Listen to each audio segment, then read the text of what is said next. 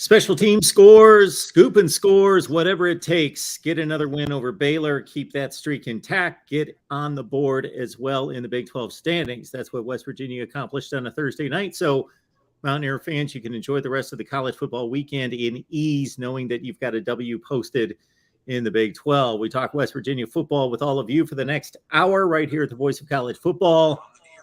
To my left or right, depending on your screen there, we've got Mountaineer Paul. Appreciate you being here tonight. And we got Travis Kenobi down below from Last Word on College Football. Guys, how we doing tonight? Doing well, Mark. How about you? Doing well.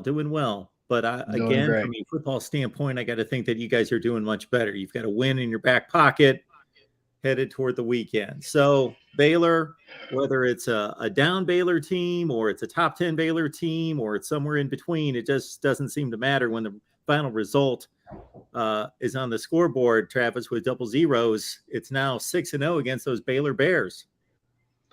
Yeah, they have yet to beat us in Morgantown. We like that. We needed that.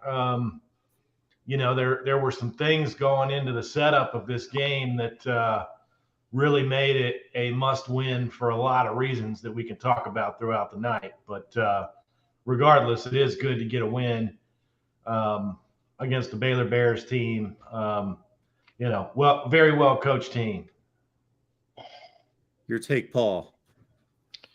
Yeah, I agree with Travis. I think they were calling them the ghosts of Morgantown yesterday evening. And that's kind of what it seemed like. Some of the things that were happening, Chapin just dropping the ball, Jasir Cox seemingly coming out of nowhere, scooping that thing up and scoring. I heard the guys on Sikkim earlier say that Baylor threw up on themselves. And while I understand that, I don't really like the narrative that I feel like we won that game just as much as Baylor lost it. And our offensive line performed at an extremely high level against, coming into the game, the best defensive line in the conference between them and Texas for that title. So I was really proud of them, especially Zach Frazier, who man-blocked Ika, one of the best nose tackles in the country, all night long, and played a really, really solid game up front. I would dispute one thing that you said, Paul. Chapin didn't just drop that ball. That was a heads-up play by Sean Martin. I don't know if you rewatched it again, but I did. And Martin was gobbled up on the block, and Chapin thought that Martin was taken care of, and Martin reached out his hand and knocked that ball loose. Chapin wasn't. I did not see that. Wow, yeah, I did not see that. That was a forced fumble. For sure. That's crazy. Other shows are still saying even today that he dropped it. I'll have to go back and see that. Yeah, check that out. I'll get a look myself. Martin definitely put a hand on it. And, kind of like what Neil Brown was saying, we've had a lot of those kind of bounces that just didn't go our way. And last night they did. And that's the nature of college football. It is. And football in general, it's a game of inches, and the ball bounces one way, you get it. The ball bounces another way, you don't. And we got our share last night, which was good. It's the difference between 3-3 and 5-1 for us. I mean, that's truly what it is. We hadn't created turnovers up until this past game, especially. We hadn't had many bounces our way, like Neil had talked about. If we do get a couple bounces our direction, there's a good chance we're 4-2 or 5-1. Yeah, and that's the way the cookie crumbles sometimes, really. But that a few things really encouraged me, and some things discouraged me. The secondary is still very shaky. Now, granted, we're still playing without Charles Woods, who was in pregame warm-up, so it looks like he may be on the return pretty soon. And that's, in my view, not just as a Mountaineer fan, but as a Big 12 and college football fan, I think Charles Woods is the best quarterback in the conference.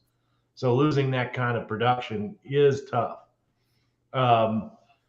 But we lost 3 other defensive backs during the game last night. So we're basically rolling with a walk-on last second converted safety to cornerback to mend things. But it is what it is. That was sort of the bad that I take from the game. The secondary still looks shaky.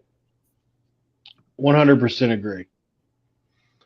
But I was encouraged because everything that I had been hearing from good sources was that if West Virginia lost the game last night, that Neil Brown would not be in Morgantown come the weekend. I heard the same. And I heard again through good sources that I just am not comfortable revealing that the donors have assembled the money, and they're ready for it. And if I knew that and you knew that, and that's where the cheese comes in. I don't get it. It's a thick crust with crispy edges. What is there not to get? The sauce on top? A All thick right. crust with crispy edges. Yeah, it sounds good, doesn't it? Yeah. Find the ad to get rid of it. There we go. I thought it was coming from me. You know how those ads are. They're kind of pesky, and you can silence all of them, and they just pop back and pop back. But anyway, yeah. You're going to have to wait about 45 minutes for that, though. We need to hear for the next 45 minutes. But if we knew it and other people knew it, then you can almost guarantee that the players knew it too. Everybody want to be like me. I can't win. Forget it. They're just. If you got a cell phone, pull up the box score. I wanted to show the box score. Yeah. It usually works. I do it all the time, but man, I can silence every ad in the world and they just keep popping back. All right. Yeah. But they're down 17-7 early, and it looks like at that moment in time, the game had the appearance of it was going to be a blowout in favor of Baylor because they were just getting chunk play after chunk play for 2 straight drives, and it looked like we couldn't do anything to stop it. But the team didn't give up, and the team fought back. And ultimately, that's what I called my article summarizing the game was Mountaineers fight back against Baylor. Because that's exactly what they did.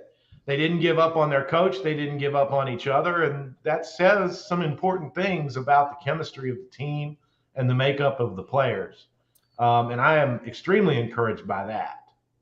So if I can cut in with a question for both of you, it would be, let's go back to the narrative you just presented about if the outcome had gone a different way and what Neil Brown's fate would have been.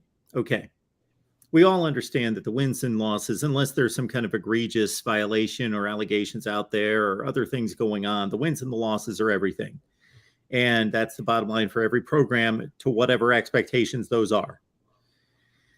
So the issue I have with that if you've evaluated a program, you've evaluated the coach and everything that he has his hands on, the coaching staff, the recruiting, the results on the field, and everything that's involved in those results, and you've determined this is not the guy to continue to lead us. Should one result that was 43-40 in your favor based on a couple plays that were somewhat questionable, I'm not going to say lucky, it's football, versus had they lost the game 43-40 and maybe a couple bounces didn't go their way, just to say, okay, this is the one, we're making a decision on his job performance based on this one result, even though it's a 50-50 type game on the field?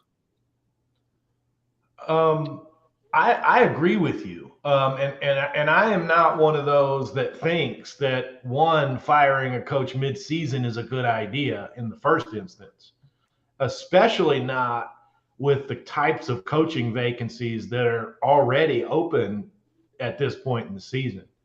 I don't think that one win and one loss should make the difference between that type of a decision.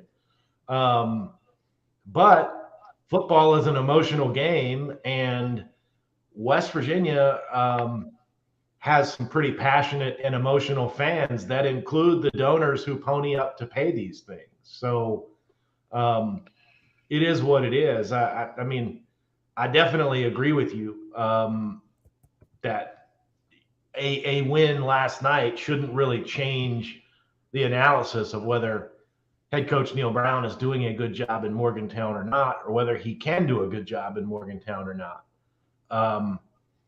But I can only say what I've heard, and again, it's from very good sources. It's not. I hope you can know me well enough by now to know that I would not say that if I didn't trust the multiple people from whom I heard it. Yeah, same here. And not only that, I also had a source that said athletic director Shane Lyons was getting pressure as well. And so I don't even know. I think he was forced to make a determination. I don't think if it was just up to him, I don't think that Neil Brown his feet wouldn't have been to the fire quite as hot as it was coming into last night. But I do think President Gee was most definitely pressuring Shane Lyons to do something, shake something up, something. And of course, it's really hard to fire somebody after a result last night in which the team really did fight hard. Obviously, the locker room has not given up on Neil Brown. I'll say that. Players I've spoken to like him and speak highly of him. Some of them question his discipline sometimes, how he disciplines players. But, I mean, other than that, he's very much favored in the locker room. So it's one of those things, at least among people I've talked to. So I don't know, I don't know who you talk to, Travis. I don't know if we talk to any of the same people. I'm not pretending to know the same people you do. But if we both heard it, obviously there's something to it. Did you hear anything about Shane Lyons? I've heard hit and miss things about him. I mean, I do know that there's a lot of things going on in the background. I mean, fans hear that the buyout, and technically it's right. Contractually, the buyout as of today is just shy of $20 million. Yes. That doesn't include what he's already been paid this year in terms of salary, which is almost the whole thing since we're late October and it's prorated. It is prorated. Closer to about 18 million at the moment, maybe even 17 and a half if I'm doing my math right. But fans hear that and they're like, who put us into a contract where we would have to pay at the end of this year $16.9 million to get rid of this guy who's only had really one good season with the Mountaineers, and that was a COVID-shortened season at 6-4, where we didn't play some of the better opponents on our schedule because of COVID. So folks sort of go to questioning that decision.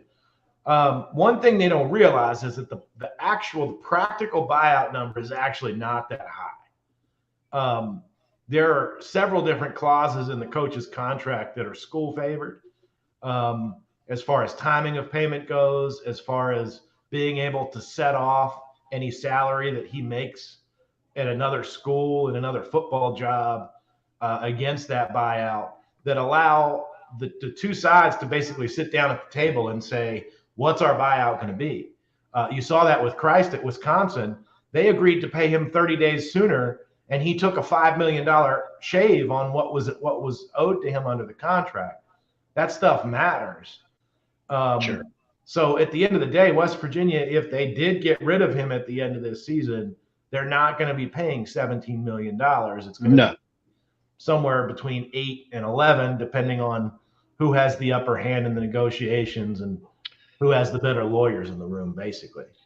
Right. Yeah, the number I had figured out was right around 10.5. So I think you're right on the money with that. But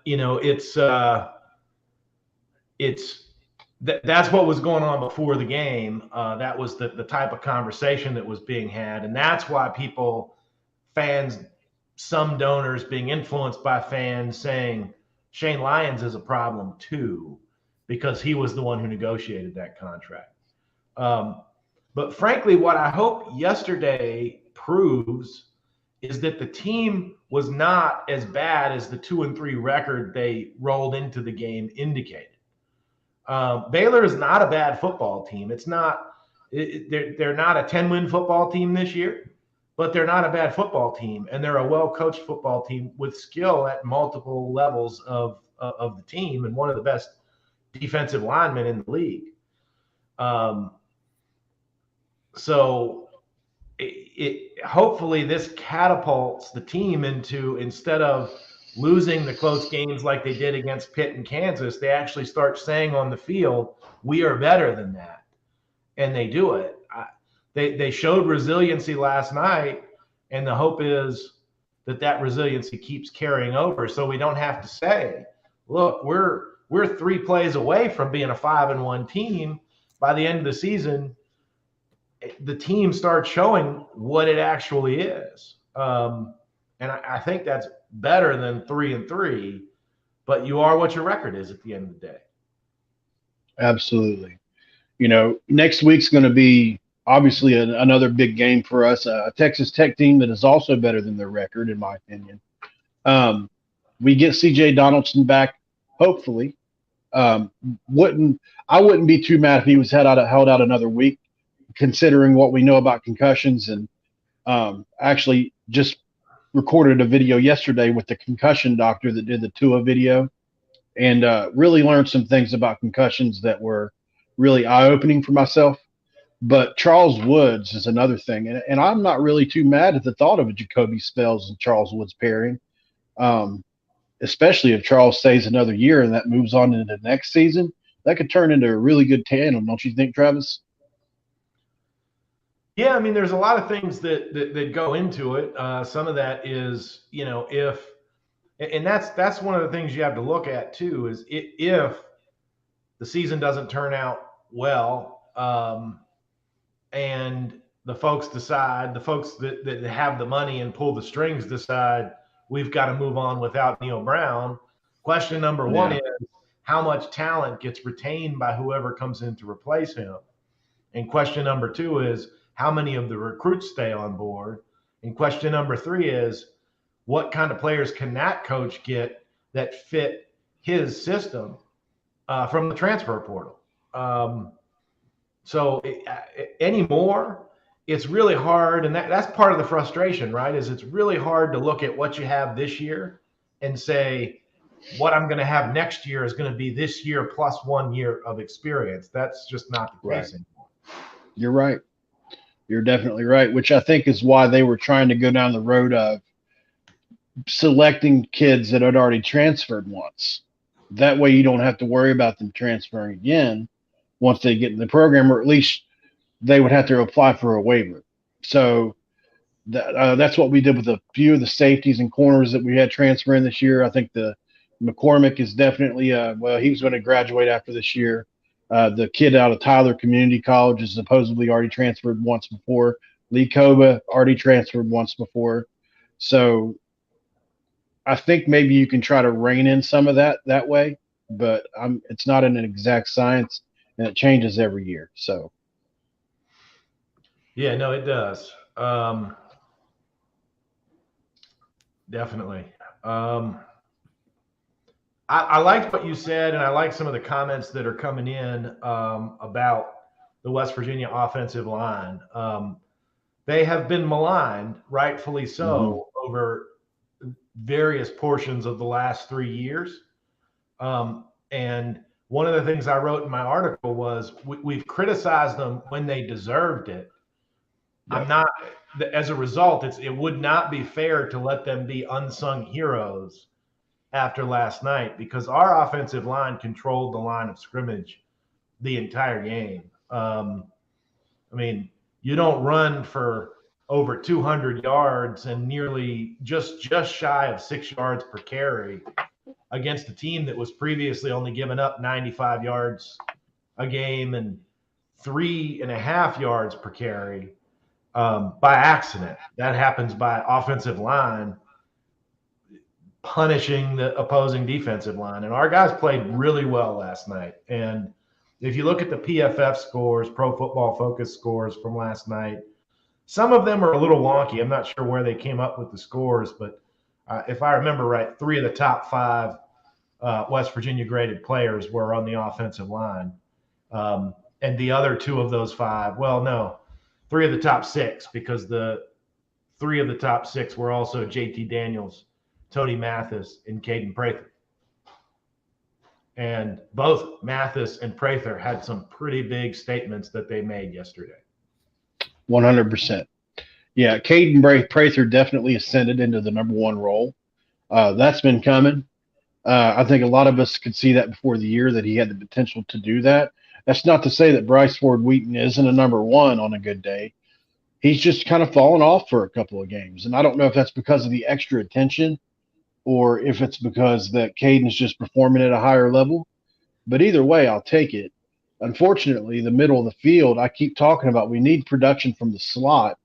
We saw a couple players come in yesterday, whether it be Reese Smith, whether it be number 29. One of those kids need to come up and perform in the slot for us, because unfortunately Sam James is one of the most inconsistent players in the slot that we've had in this program.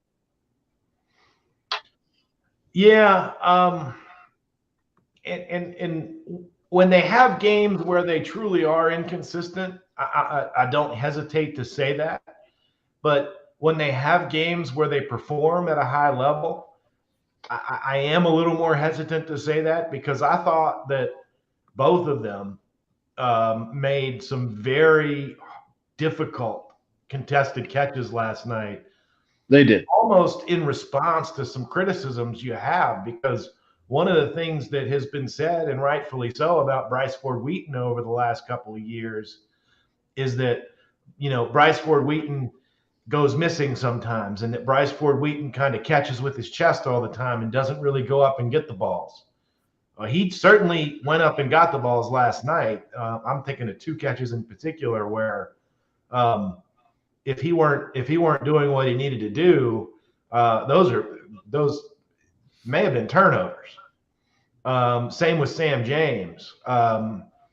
And Preston Fox had one that Daniels let just a little bit low, and Fox still almost caught it. And then that one, I think it was in the 3rd quarter, there was a pass by JT Daniels that was tipped that Preston Fox still almost got off the tip. He dove for it. I don't know if folks realize that. I watched that play like 3 or 4 times to make sure I was right. JT Daniels actually was aiming for Preston Fox on that play. Yeah. But the cornerback sort of saw it and stuck his hand out and got his hand on the ball. That may have been a touchdown. Preston Fox was kind of streaking on that, but would have loved to have seen it.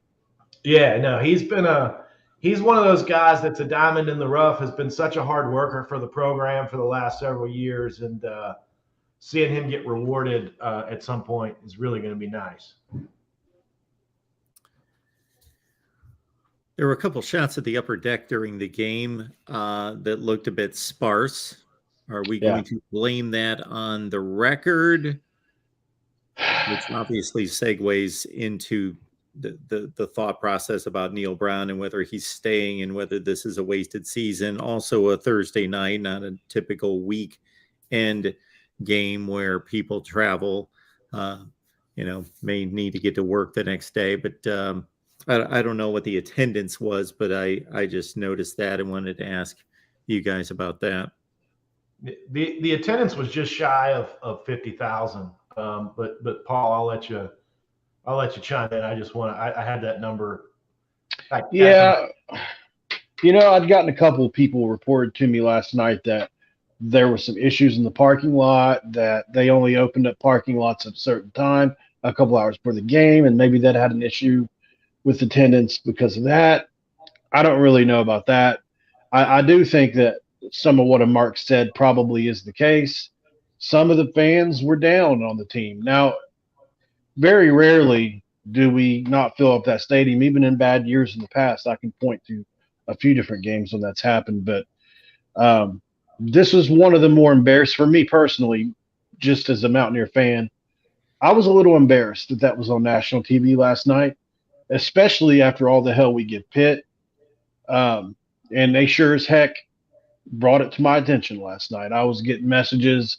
I was being tagged and stuff about us talking about their stadium, but obviously they have little room to talk, but they let me know. So I don't know if that has anything to do with Neil Brown and the state of the program, or like Mark said, a Thursday night game, not as much travel.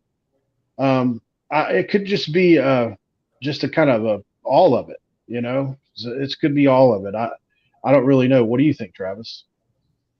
I really think it's a combination of all of the above. A Thursday night game really is one that you kind of have to stay overnight for. You're not going to drive back home, especially if you're coming from the southern counties of the state. You're not driving back home after that game. So if you factor in the cost of tickets, gas to get there, gas to get back, food, drinks, and a hotel room, you're talking about $1,000 investment for a night game. Yeah. At a time whenever, I know a lot of people they kind of want to bury their head in the sand on this a little bit, but I can tell you, based on what the kind of law that I practice, that we are entering a recession. People have a lot less discretionary income than they did last year at this time, 2 years ago, 3 years ago at this time. Weather wasn't great, and so looks like Willie said the same thing that I did. Less disposable income, it matters. And if you have less disposable income, you got to choose your moments wisely to spend it, to drop $1,000 for 2 people to go to the game, right?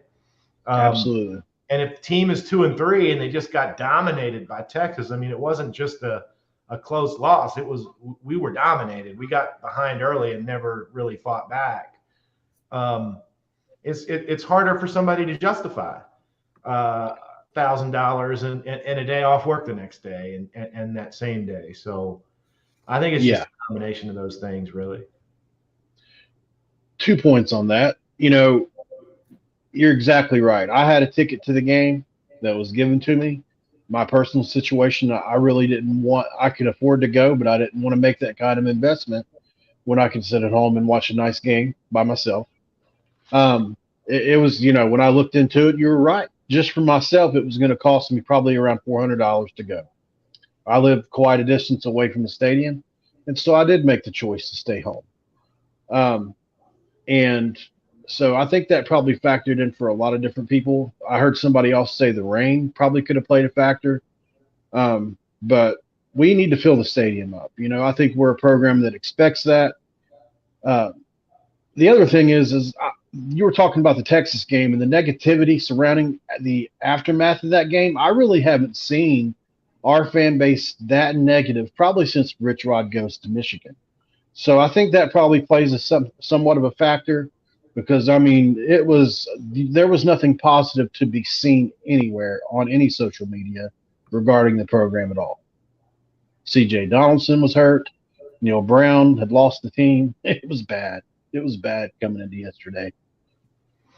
Yeah. Well, one thing should be obvious is that despite assertions to the contrary, Neil Brown has not lost the team. Yeah. He may have lost large portions of the fan base, but he hasn't lost the team. That's for sure. But Mike here said that the fan experience is getting too expensive for the family man, and that sort of generally has been a trend among college football. And one of our writers at Last Word on College Football, Jason Ray, wrote an article, I think 5 or 6 years ago, that's as prescient today as it was then, about the sort of the rising costs and the lowering attendance numbers across all of college football. So it's also been a trend. When I was in law school from 2005 to 2008. And those were the Pat White, Steve Slayton years.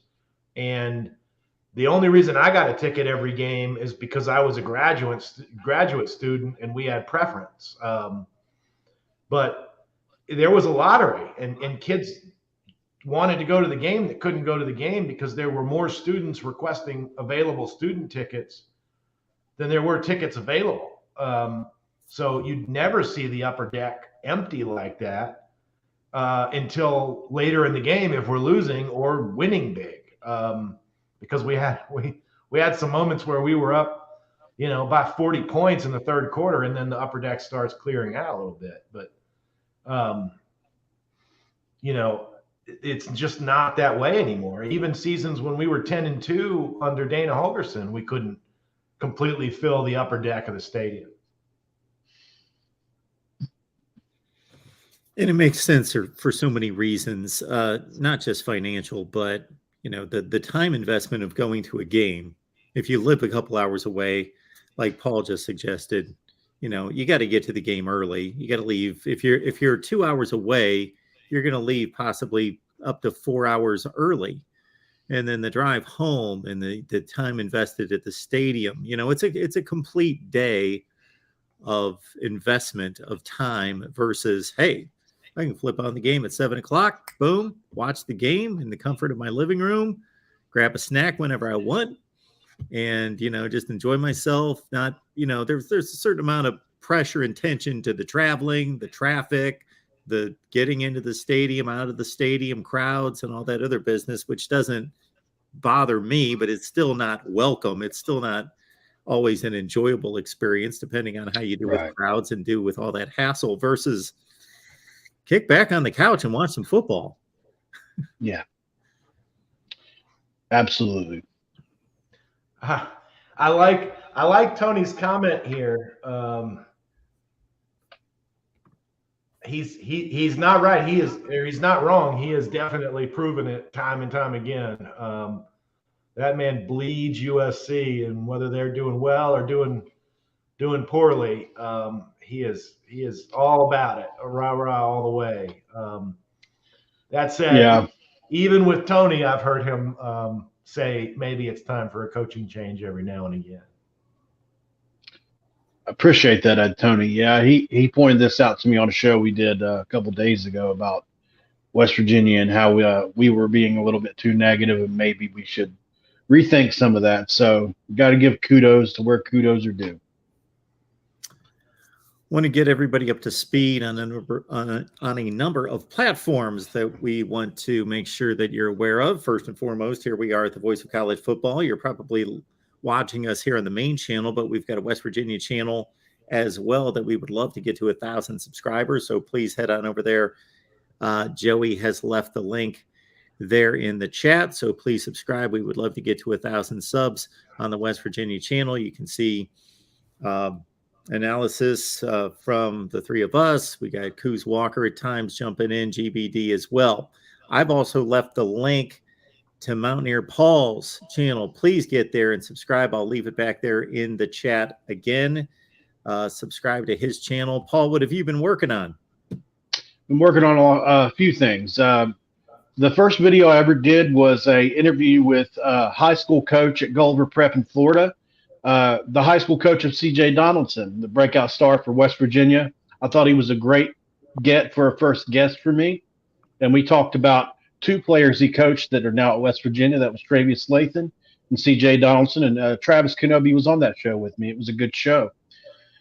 Then I wanted to move on to some interviews, and I did Paul Catalina, David Smoke, guys like that. And finally, yesterday, I was able to grab a concussion doctor who has recently released a video on Tua Tagovailoa, and it has blown up. And so I reached out to him, and we're able to talk about C.J. Donaldson, his concussion, and based on the video, what that looks like. And then we also touched on the stigma of how football is a tough man's game, and it's always about rub some dirt on it, get back in there, or we champion these kids for playing through injuries. But when we need somebody to tell them a concussion's bothering them and what are your symptoms, those tough man stigmas sometimes get in the way of the truth, and how that can really impact kids from talking about these concussions and actually leaving longer term symptoms there on the table for them. And it was a really thought-provoking interview, and I would encourage anybody to get over there and watch it because I learned a lot. Please subscribe to Paul's channel, Mountaineer Paul. We left the link right there in the chat. Again, get on over there, subscribe, support Paul. Travis, last word on college football. Yeah. I've been, I've been working on the normal in-season coverage, game previews, game recaps. I also produced an article from the interview that we did that Paul let me guest on with C.J. Donaldson and Trey Lathan's high school coach. And one of the things that he said that I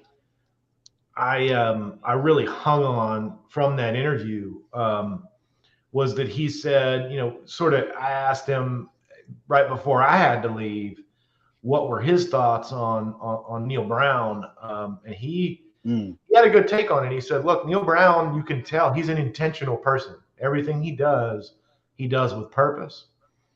And he said that, his perception of what was happening in Morgantown is that there was a lot of momentum building in that locker room that just hadn't found its way onto the field yet. That sometimes there's a bit of a time gap between when the momentum really builds in the locker room and when the players are able to execute it to a high degree and a consistent degree on the field is really what I took from it.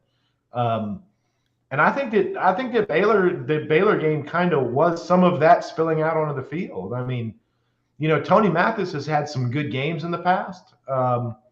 He had the 100-yard game against Kansas last year.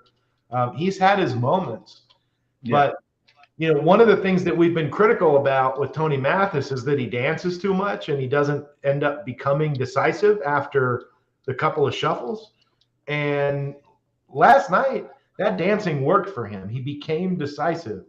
He would shuffle once or twice, show patience, and then he would become a decisive runner and hit gaps that were created in the time he was dancing in the backfield, and it really worked for him. He absolutely gashed Baylor. It was an impressive performance, and in some ways, it's kind of like seizing an opportunity. I mean, C.J. Donaldson's out. I agree. Tony Mathis knows that he has to step up, and he knows if he doesn't step up, Justin Johnson is going to get a larger share of the carries. And Tony Mathis stepped up and did what he needed to do.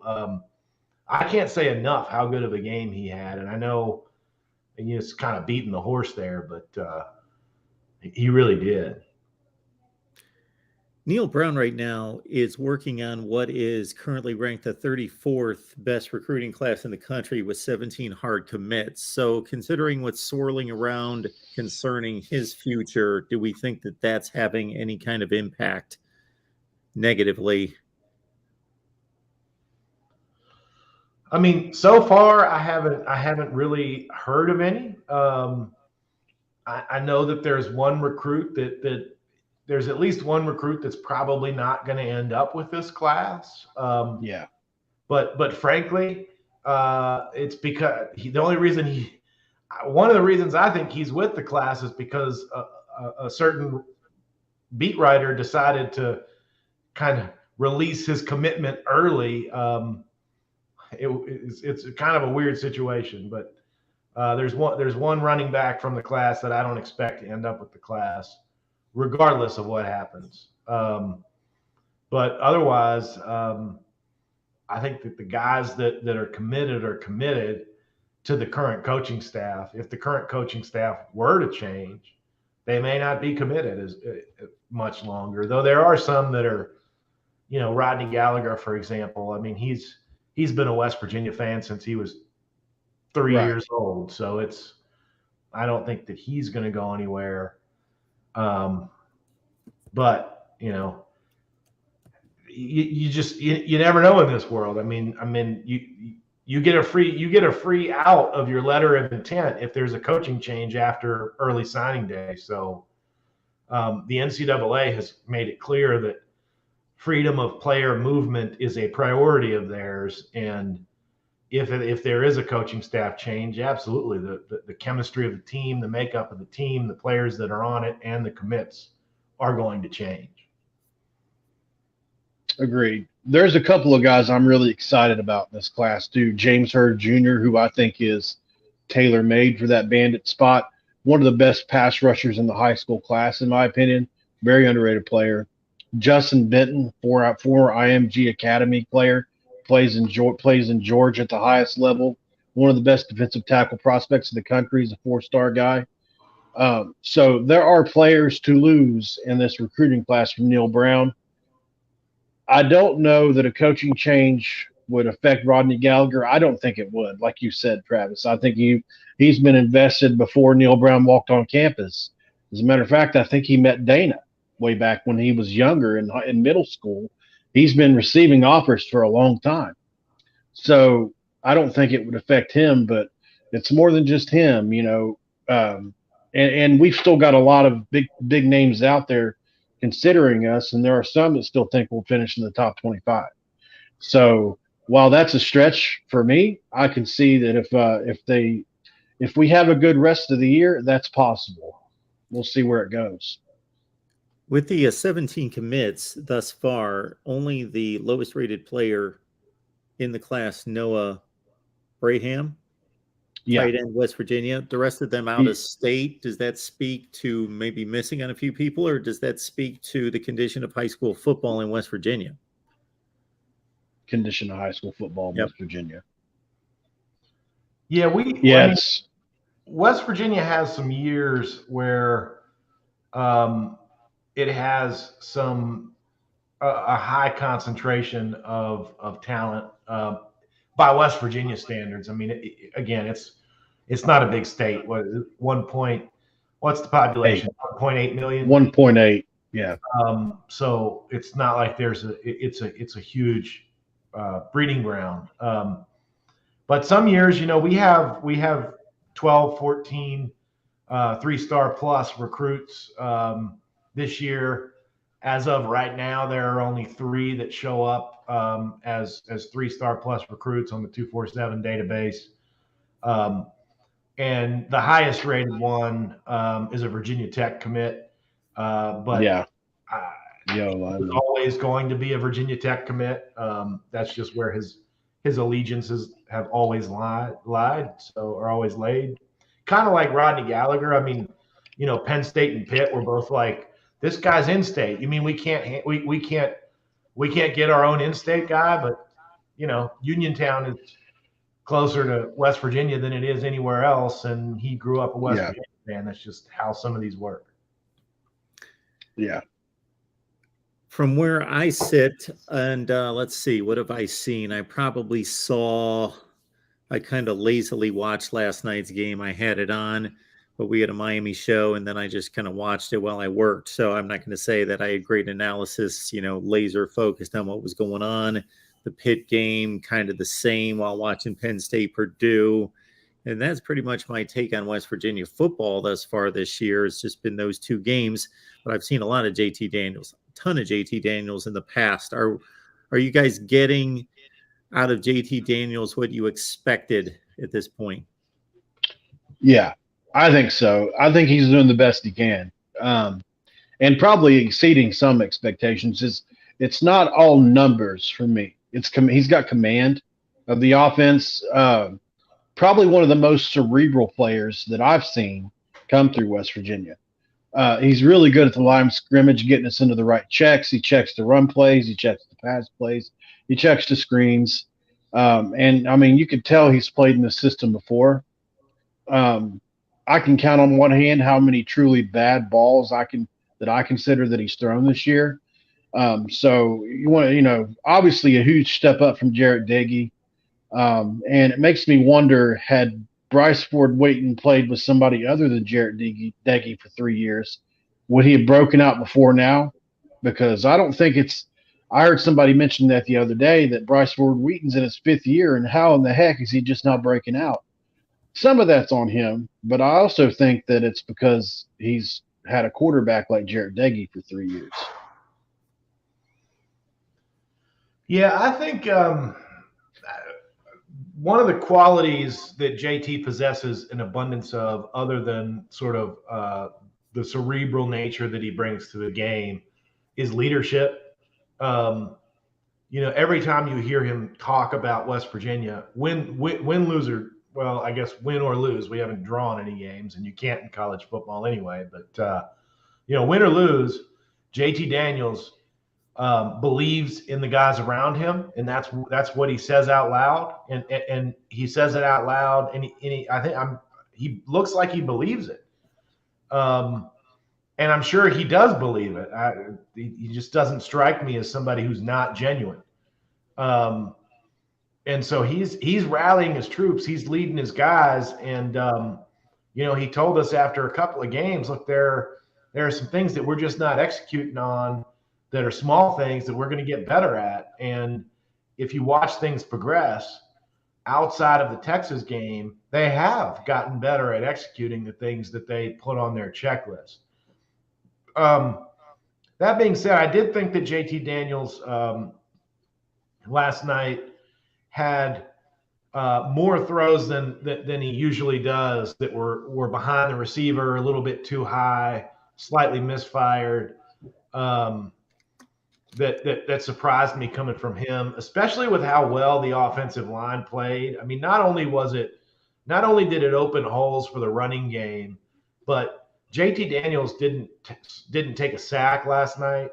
He wasn't exactly kept clean. There were a couple times he was put on the dirt, but it was only a couple of times. He had time to throw. He had time to assess.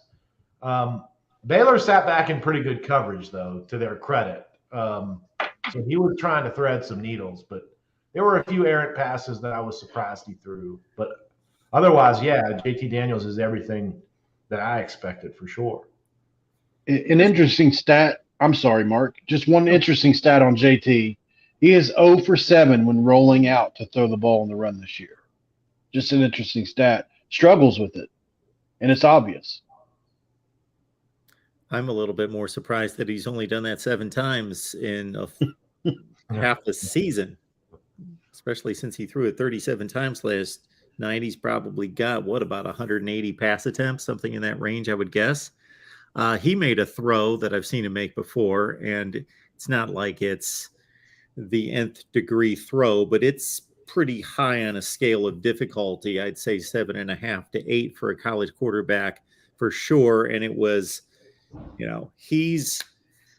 what made it a little easier was I think he was pretty much shaded on the left hash, and he threw it to the left sideline. His man had beaten the corner, and the safety was coming over. And if I remember correctly, he didn't even look off the safety. I don't even think he kept him out. He just lasered the ball in perfectly to the sideline, right over the corner, and beat the safety there. The throw to Sam James. He makes a lot of those throws. Which is why I say it was a little uncharacteristic that he had some underthrows and some overthrows and some behind the receiver. It's just because he can make a throw like that is, that's an elite level throw. But then he has others that are not. I am surprised to hear that he's 0-7 on sort of the basically bootleg, because a lot of the highlights from the past several years, that's what he's doing. He's evasive, and he knows how to escape a collapsing pocket and keep plays alive. And I could have sworn that my assessment after the Pitt game, actually seeing him play, was that Pitt's defensive line put a lot of pressure on JT Daniels in that game, and he was able to move the pocket and get passes out. And my impression was, I told several people after the game, if Jarrett Dagey was the quarterback in that game, we would have lost by 50 with how he handled pressure. This stat is per Chris Anderson and Mike Casazza. I'm not doubting its accuracy. I'm just wondering what we're considering on the run. I mean, it sounds like a true bootleg concept, like basically you're on the run rolling out instead of you're maybe shuffling a little bit outside the pocket. I'm surprised in that stat, not just from the number that I mentioned, that the low number of times that he's attempted it, but also the misses, because usually even the most marginal quarterbacks, they'll run a bootleg rollout, and usually that tight ends, that's almost a gimme play. Like, here's an easy throw for you. in terms of a completion to get you going, and the tight end's going to be open, and boom, we got a quick, 9 to 12 yards there. That kind of deal. Question for both of you. Go ahead, Paul. No, I was going to say I'll try and research that and get back to everybody on exactly what kind of throw they were talking about, because it was I was listening to the Ear Sports podcast, and they probably took about a minute and a half and talked about this weird stat that JT Daniels has and how he was over 7 when rolling out to his right. So I'll look into it more. Here's a bit of a combo question for each one of you, since we are 6 games deep into the season. So there we go, mid-season grades. So, Paul, when you look at this team, pick out what units you think are excelling, which units are not meeting your expectations, how you would grade them out.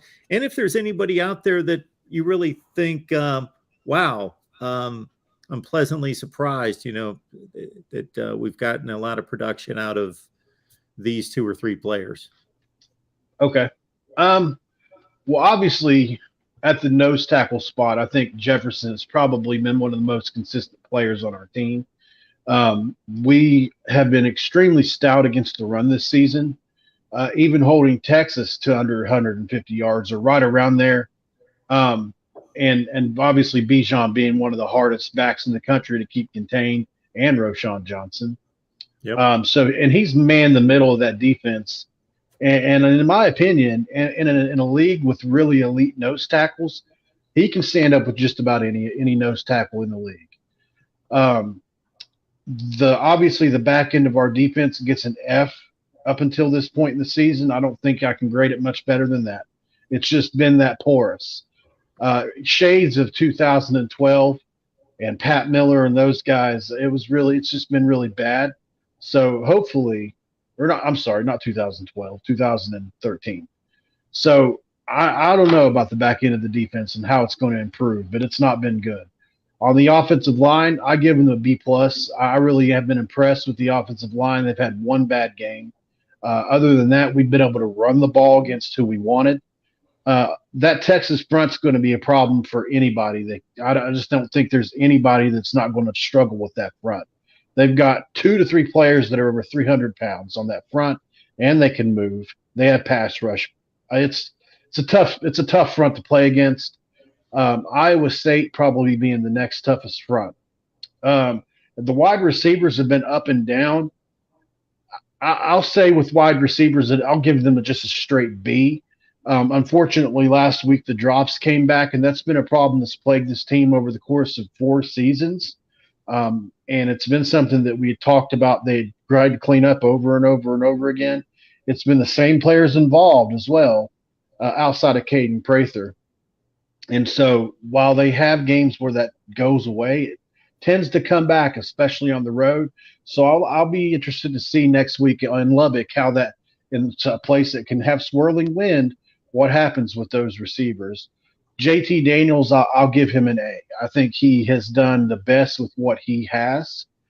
He's obviously has command over the offense. Transferring to a new team, trying to make friends with teammates that you don't know. He did it really quick. He was able to acclimate really quick. Really proud of what he's done.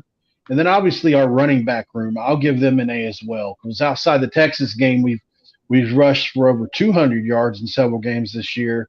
And almost, I think every game we've rushed over 100 yards. So I'm really proud of what the backs have done, and really a 3-headed monster at this point, especially if Tony keeps playing like he's playing. We've seen Justin Johnson turn it on at times. We know what CJ can do. Really excited for the future of that room. And then special teams have kind of been non-existent. I don't even know what grade to give them. Punt return is an F. We've dropped, I don't know how many balls this year between, I think we've had at least three players that I know of back there trying to return kicks or punts. 2 of those players have muffed punts at times. So it's not been a very productive unit. Returns just don't happen. Same thing with kick return. Kick returns just aren't attempted. And that's a byproduct of, obviously, kicks are flying out the back of the end zone, but also very rarely is a return attempted that's close or at the very edge of the end zone. So I'm not exactly sure why that is. Parker Grothaus gets an A. He's kicked a lot of balls out of the back. Casey Legg, one of the most consistent players on the team in general, he gets an A. I wonder if anyone has, whether it's either one of you two or anybody in the chat, because I'm constantly thinking up metrics that I would love to see and that I don't believe are out there. But obviously, there's been a huge change in special teams that's been affected by the rules. So special teams aren't nearly as important as they used to be. And we don't have to get into a big, long discussion, but I don't want to get on a soapbox about this. But basically, special teams, because the number one, you've got all the rules concerning roughing the kicker. So most teams shy away from full-on block punts like they used to, number one. Number two, you've got all these Australian kickers who roll out, rugby style, I should say, and they kick it down the field, and therefore it's difficult to block it anyway. Number three, the punters are becoming so good that they keep it in. You know, the 10-yard line used to be where the guys would plant their feet and catch the ball, and now you see him drifting back to this. And when I first saw that, you know, maybe 4 or 5 years ago, I was like, what's he doing catching the ball at the well, if he doesn't, the kickers are kicking him so high and so accurately, and the special teams getting so much better at getting down there. You rather start the drive at the 8 than the 2, you know? Yeah. So and then on top of that, obviously, just again, because of the kickoffs, the kickers being so good to kick it through the end zone, or the award of getting the ball out at the 25-yard line and being able to catch it anywhere on the field and bam, catch it at the 3, get it out to the 25, which based on the structure of the game makes absolutely no sense. I hate when rules don't follow the structure of the game, the way the game was created and managed. And there is nothing in the rules that would lead you to how do you artificially advance the ball 22 yards. But anyway, it's obviously just minimized special teams. Yeah. You know, it's like having a ghost runner or a, starting an inning in extra innings in softball with a runner at second base. How did they get there? You know, that's stupid. It's a manufacturer. It's a good analogy. Well, they do it anyway. I won't go on my soapbox about special teams, but it's obviously been minimized in regards to its importance in the game. Yeah. That being said, the punt return unit is definitely, the worst aspect of our special teams. It's been terrible. You have to give credit where credit is due on a few things. Casey Legg hasn't missed an extra point or a field goal this season. 100% perfect. That's in college football, that doesn't happen that often through 6 games. So he definitely needs some credit for that. Absolutely. CJ Donaldson with the block punt, heads up play. Dante Stills with the blocked field goal yesterday, and Jazir Cox with the scooping it and running it all the way back. It was a 3-point swing in the game. So, special teams put us +9 yesterday. And in fact, that final offensive drive that we had in the game yesterday was set up by what amounted to a really good kick return. We don't get many of them because Baylor, I think that may be the only kick that they didn't kick out of the end zone. But what were we with, like the 38, 39-yard line after that kick return? A couple of good blocks sprung that. Yeah, or maybe even further. Yeah, it was a good. The unit played well as a whole, and if we don't get all those yards on that kick return, it's actually a much harder battle for us to get into field goal range. Absolutely. Of course, maybe all it does is add 20 seconds, and we actually kick that field goal with 0 time remaining and don't have to worry about, as Mountaineer fans do. I mean, if you're a West Virginia fan in this chat or listening to this and not in the chat, and you weren't sitting there like 15 seconds left, somehow Baylor is going to score and we're going to find a way to screw this up, you're lying. I was. It's like a Pavlovian response by West Virginia fans. So I think special teams mixed bag, but I think on the whole they've actually done more positive than negative for us, especially if you just exclude and wipe the punt return team off the face of the map. Secondary, obviously, worst unit on the team overall. Linebackers have been more of a liability than I expected that they would be. They're kind of cheating up to the line, but they're not really getting any pressure into the backfield. And that's leaving the middle of the field open, which is compounding our problems with the secondary.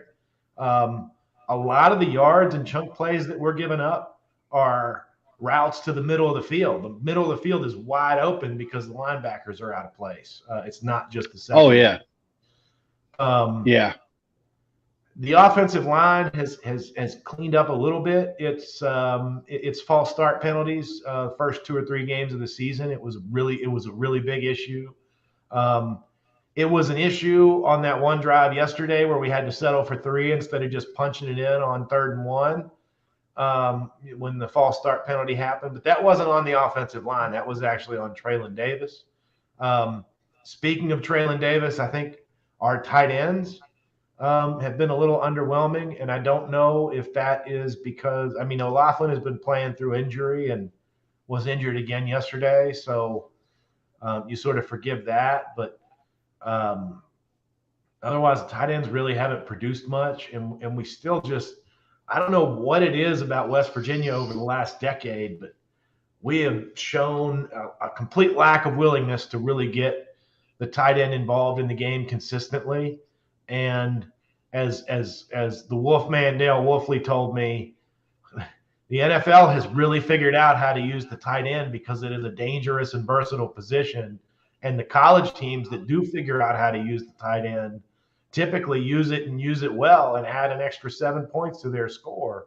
I don't know why we can't do that with any consistency.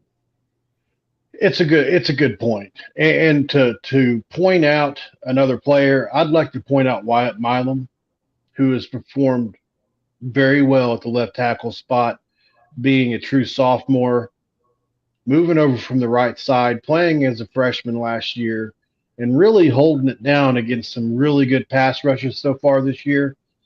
Of all the people on the offensive line, I think I've heard his name called the least. Zach Frazier being another one, obviously. In my opinion, I feel like Zach Frazier is the best center in the conference. Do you disagree with that, Travis? I don't know.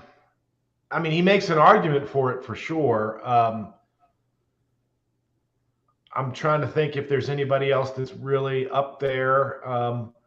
The problem with the center position is that sometimes, especially when you're watching other teams play, at least me, I don't really focus on the names of the offensive linemen as much as I do the unit as a whole and seeing how well it does. So, right. But I know what Zach Frazier means to our offensive line, and I know that it's important.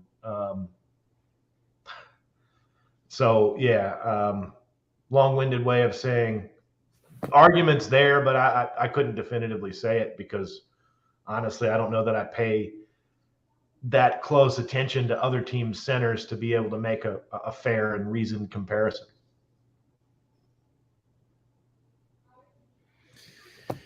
All right.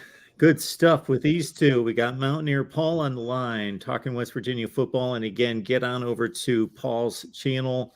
It's Mountaineer Paul. One more time, Paul, just tell people the best way that they can find it, besides the 3 or 4 times that we've left the link in the chat, so you can get right there, grab that link. But Paul, just let us know what you got in store there. Yeah, just get on over I have a couple places you can find me.